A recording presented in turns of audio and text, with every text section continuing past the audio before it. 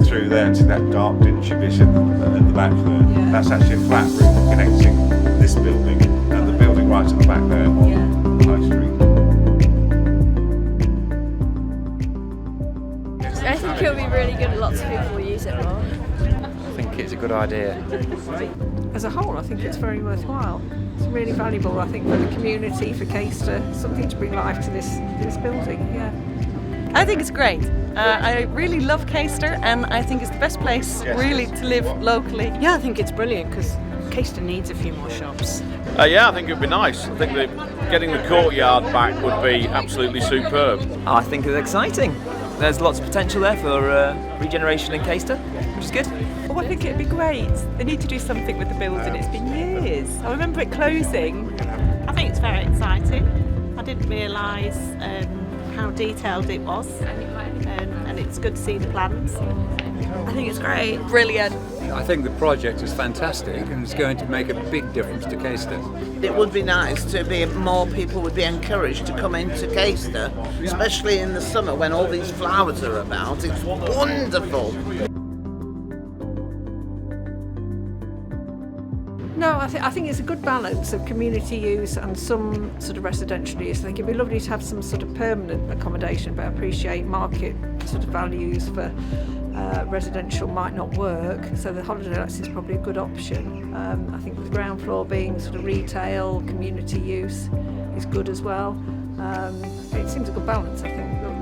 Desperately need something like a DIY shop as well. Well, the idea is a bike shop and that sort of thing. I would like to see a bakery and a cooking school. Don't know, I just want to see it used really, so it's not derelict.